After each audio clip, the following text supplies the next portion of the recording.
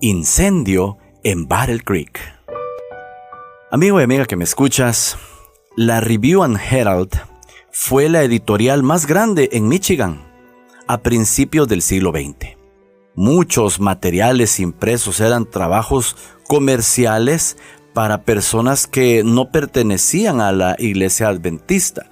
Originalmente, esta institución publicadora tenía como objetivo reproducir distintos folletos, libros, distintas formas de literatura propias de la Iglesia Adventista para la evangelización. Todo relacionado con la Biblia, todo relacionado con el evangelismo, para que la Iglesia Adventista, desde antes del siglo XX, tuviera esa promoción, ese realce, esa extensión en materia de publicaciones. Llegó a ser grande realmente, imagínate. La más grande en Michigan a principios del siglo XX. O sea, realmente había tenido mucho éxito. Lamentablemente, quizás en aras de expandir ese éxito, impactar a otras denominaciones, en fin, por distintos motivos, esta publicadora empezó a hacerse cargo de trabajos que no tenían que ver con la evangelización. Otras veces tenía que ver con denominaciones opuestas o incluso con algunas de origen espiritista. Realmente fueron errores que se dieron y lamentamos que eso haya ocurrido en algún momento de la historia. Pero es que la iglesia, como toda entidad humana, se equivoca, ¿verdad? Está constituida por personas y las personas, en nuestro afán de tener éxito, agrandar lo que tenemos, desarrollarnos, a veces tomamos decisiones erradas. Y la iglesia en algún momento, la iglesia adventista a inicios del siglo XX, también incurrió en algunas cosas así. Y para eso están los profetas, para reprender, para advertir, para decir cuando algo no se está haciendo bien y escuchar esa voz profética. Elena White, como portavoz del Señor, con esa voz profética que le caracterizaba, escribió un testimonio, fíjate bien la fecha, en noviembre de 1901. Y quedó en este libro Testimonios para la Iglesia, volumen 8. En esta versión, página 91 y 96. Escucha lo que dice. Dios tiene juicio contra los gerentes de la casa publicadora. Yo casi ni he querido abrir la Review, o sea, la revista adventista, por temor a leer que Dios ha purificado la casa publicadora por medio de un incendio. Fíjate, lo dijo bien clarito, la casa publicadora por medio de un incendio. A menos que haya una reforma, dijo ella, vendrá la calamidad sobre la casa publicadora y el mundo sabrá por qué. Su consejo no fue escuchado. Así es, los seres humanos somos así, escuchamos la Biblia, escuchamos profetas así hablando, expandiendo un mensaje verbal y nos cerramos en lo que queremos hacer.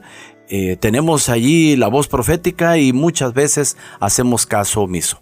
Qué grave error hacer caso omiso de las voces proféticas que tiene el Señor. El 30 de diciembre del año 1902, si te das cuenta, eso es, más de un año. Estamos hablando de 13 meses de diferencia. 13 meses antes, Elena White predijo un incendio en esta casa publicadora. Y ahora entonces ese tiempo pasó y el 30 de diciembre de 1902, la editorial de la Review and Herald fue totalmente destruida por fuego de origen desconocido. La estructura era una masa de ruinas ardientes. Nadie se salvó. Maquinaria, muebles, libros impresos, publicaciones periódicas, todo se perdió. El seguro de $150,000 no cubrió completamente la construcción y el contenido. Ahora te quiero compartir un testimonio que quedó por escrito sobre el cumplimiento de esta predicción de Elena White. Escucha cómo dice. Sonó la campana del tabernáculo, convocando a los fieles para la reunión de oración. Luego las luces eléctricas se apagaron. El pastor Daniels se asomó a la ventana y vio llamas que salían de la casa publicadora. Unos pocos minutos antes, todo era normal en el enorme edificio. El sereno nocturno justo había terminado de hacer su ronda. Luego los pocos empleados que estaban trabajando detectaron el olor de humo. Inmediatamente las luces de toda la planta se apagaron, dejando todo en completas tinieblas. El denso humo aceitoso que llenó el edificio con increíble velocidad obligó a todas a salir apresuradamente. Aún entonces algunos encontraron que era imposible usar las escaleras y tomaron las salidas de emergencia para incendios. Todos los obreros salieron, pero uno apenas alcanzó a hacerlo, arrastrándose a través de cuartos llenos de humo hasta llegar a un lugar seguro. La alarma contra incendios había sido activada ante la primera detección de la emergencia.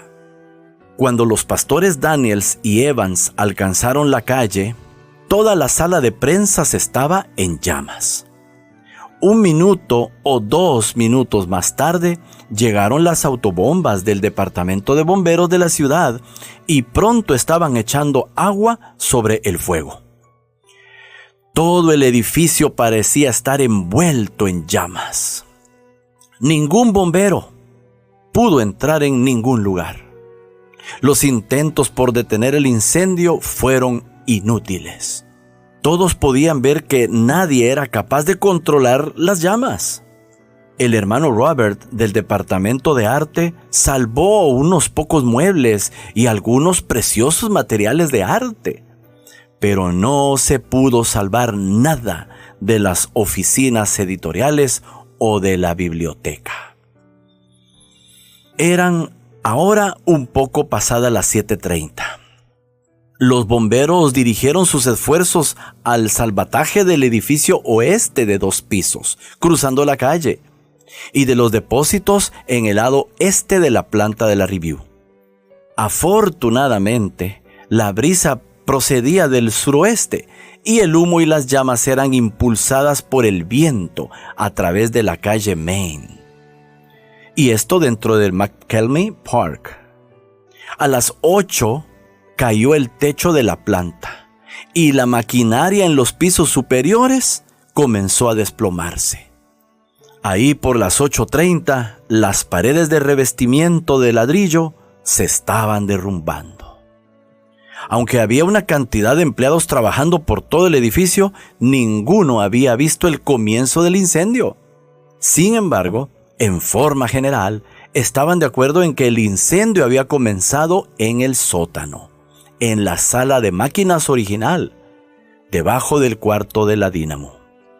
El primer informe que se publicó acerca del incendio decía lo siguiente: el mismo día en que esto ocurrió, el jefe del departamento de bomberos de la ciudad, en compañía del electricista de las oficinas, hicieron un recorrido de inspección por todo el edificio, examinando los cables para las luces y otras posibles fuentes de peligro, y declararon que todo estaba en condición satisfactoria.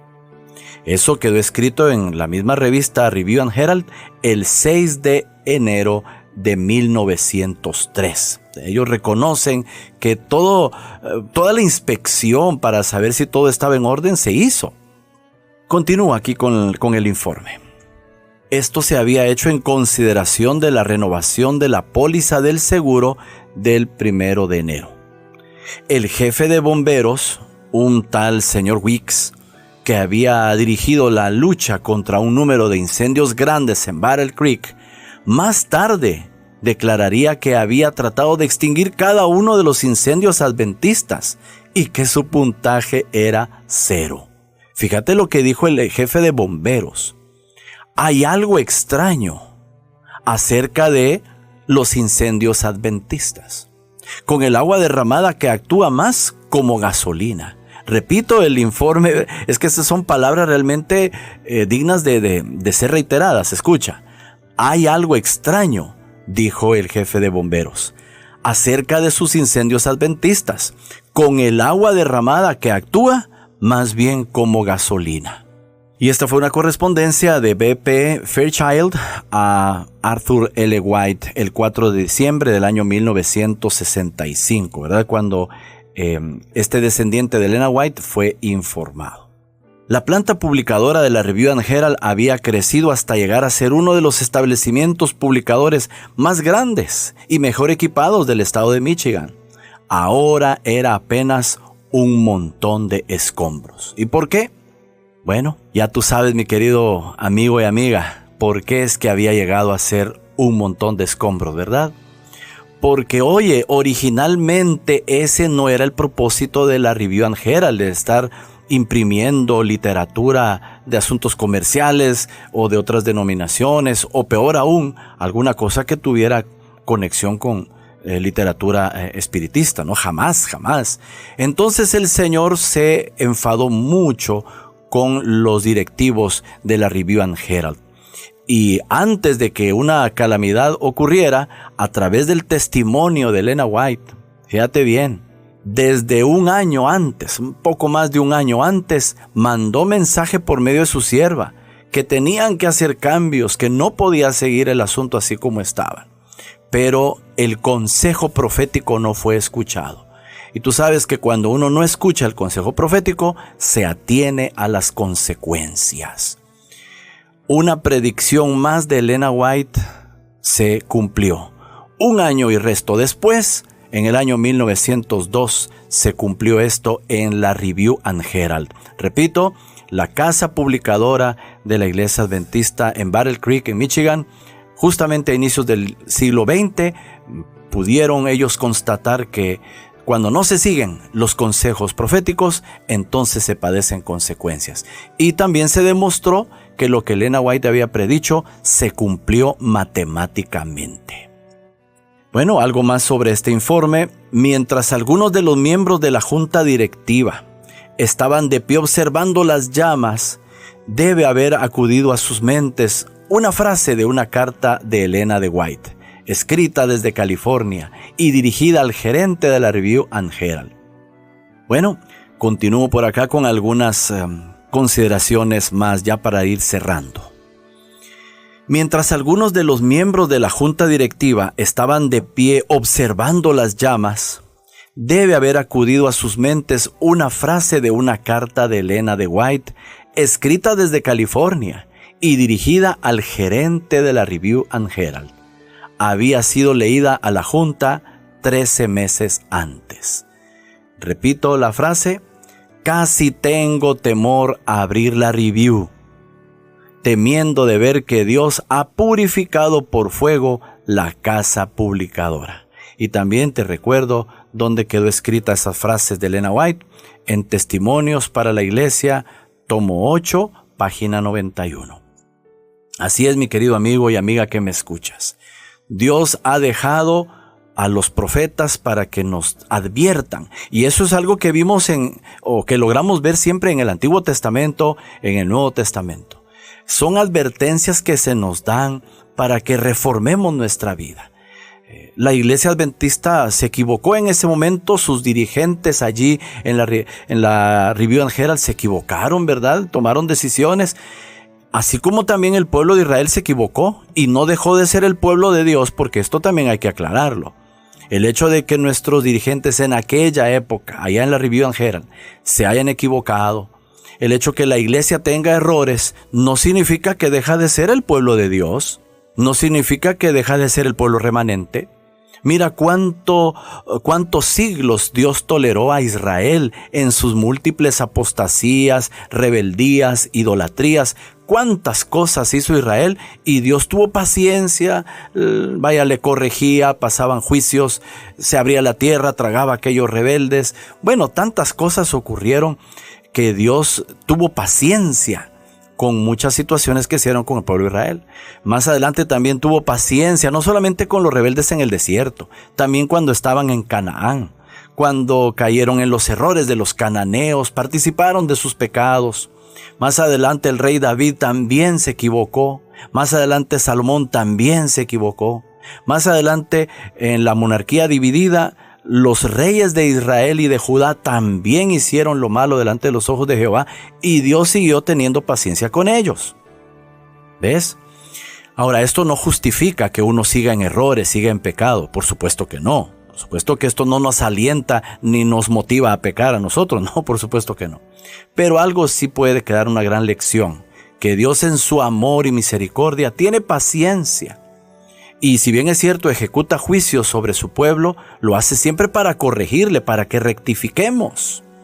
Entonces, este fue un error, sí es cierto. También te voy a contar más adelante en otro programa otra situación similar que hubo con el sanatorio, siempre en Battle Creek. Por eso el jefe de bomberos dice, hay algo extraño aquí con los incendios adventistas, porque no fue solo uno.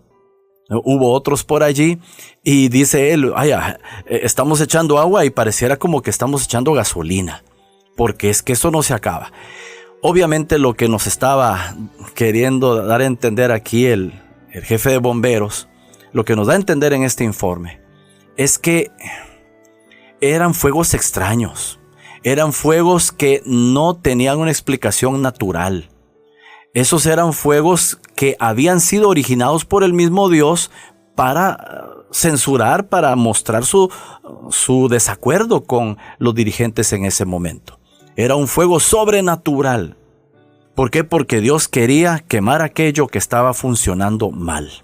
Son antecedentes que nos quedan para que hagamos conciencia de que las cosas que Dios nos dice que quitemos de nuestra vida, las quitemos. Las cosas que Dios quiere que quitemos de nuestra iglesia, las quitemos.